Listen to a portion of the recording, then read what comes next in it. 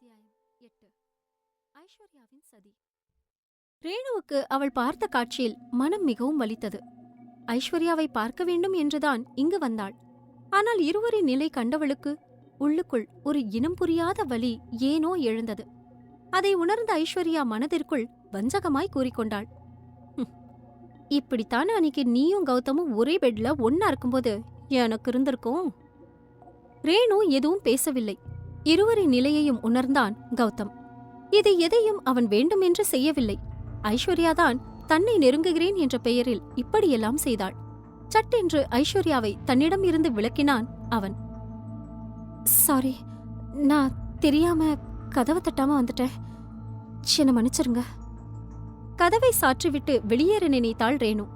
ஏன் என்று தெரியவில்லை. திடீரென்று கௌதமுக்கு இதையெல்லாம் பார்த்து ரேணு தன்னை தவறாக நினைப்பாளோ என்றும் மனம் நினைத்தது. ஹே ரேணு, நில்லு. எழுந்து அவன் வெளியே செல்ல முற்பட அவனின் கையை பிடித்து தடுத்தாள் ஐஸ்வர்யா. ஐஷு, கையை விடு. அவ தப்பா எதையாவது புரிஞ்சுக்க போறா. புரிஞ்சுக்கிட்டா புரிஞ்சுக்கிட்டோம் கௌதம். அத பத்தி நீங்க எதுக்காக கவலைப்படுறீங்க? அவளுக்காக நீங்க எதுக்காக யோசிக்கிறீங்க? ஐஸ்வர்யா இப்படி கேட்டவுடன் அதே கேள்வி அவனின் மனதிற்குள் எழுந்தது. தான் எதற்காக அவளை பற்றி யோசிக்க வேண்டும்? இங்கு நடந்ததை பார்த்து அவள் வருத்தப்படுவாளா என்று ஏன் நினைக்க வேண்டும் என்ற கேள்வியை அவனுக்குள்ளேயே கேட்டுக்கொண்டான். கௌதம், நீங்க இப்படியெல்லாம் பண்றத பார்த்தா எனக்கு சந்தேகமா இருக்கு. நீங்க அவளை டிவோர்ஸ் பண்ணுவீங்க தானே? பயம் கலந்த தவிப்புடன் கேட்டாள் ஐஷு. நீ சொல்றதும் சரிதான் ஐஷு. நான் தான் ஏதோ ஒரு யோசனையில அவளை பத்தி யோசிச்சுட்டேன். ஆமா, தப்பா நினைச்சா எனக்கு என்ன, நினைச்சிட்டு போகட்டும். சரி, அவளை உள்ள வர சொல்லு.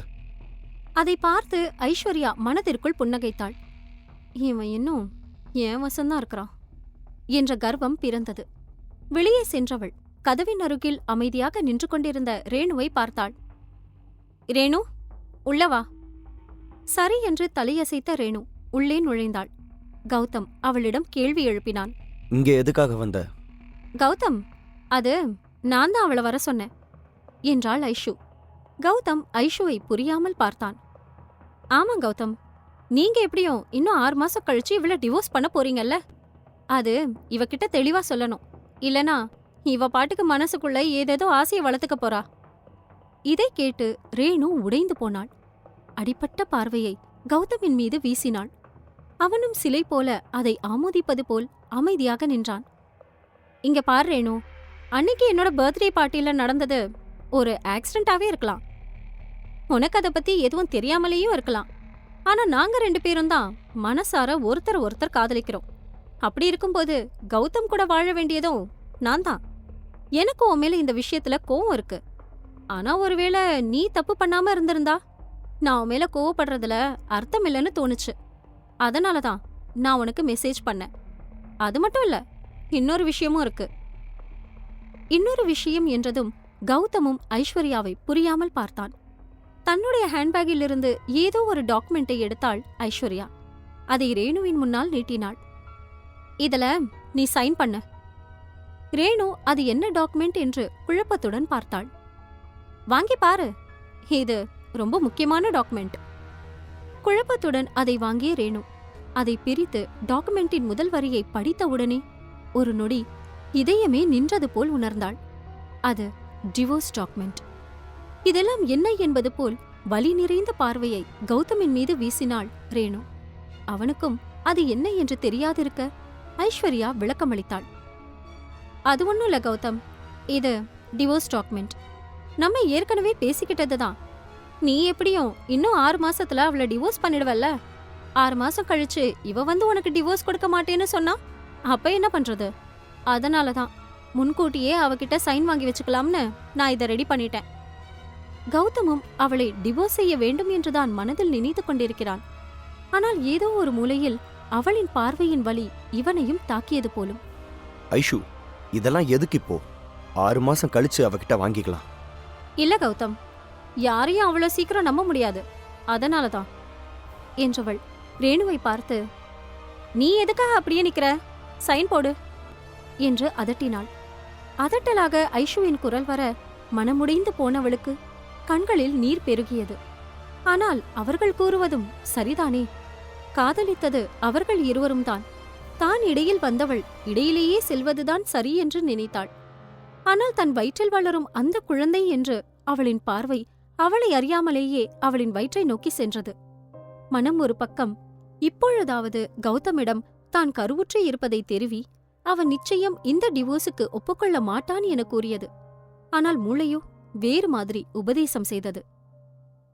இல்ல ரேணு, இது தெரிஞ்சா கௌதம் இன்னும் கோவம்தான் படுவான். ஐஸ்வர்யாவை நம்ம மறுபடியும் ஏமாத்துற மாதிரி ஆயிரும். இது என்னோட குழந்தை. யார் கூட இருந்தாலும் சரி, இல்லனாலும் சரி, என்னோட பாப்பா கூட நான் இருப்பேன்.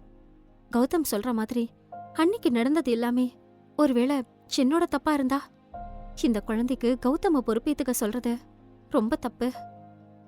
அவள் இப்படி நினைக்க நினைக்க கண்களில் நீர் முட்டிக்கொண்டு வந்தது. எங்கு இன்னும் சிறிது நேரம் இங்கு இருந்தாலும் அழுது விடுவோமோ என நினைத்தவள் கண்களில் தேங்கிய கண்ணீரை கட்டுப்படுத்திக் கொண்டு முடிவெடுத்திருந்தாள். சரி, நான் சைன் பண்றேன். ரேணு இப்படி கூறவும் மிகவும் சந்தோஷப்பட்டாள் ஐஸ்வர்யா. கௌதமும் அதை கேட்டு சந்தோஷப்பட்டான். ஆனால் ஏனோ முழுமையான சந்தோஷம் கிடைக்காதது போலவே உணர்ந்தான். டேபிளின் மீது இருந்த பேனாவை எடுத்து ரேணுவின் முன்னால் நீட்டினாள் ஐஸ்வர்யா.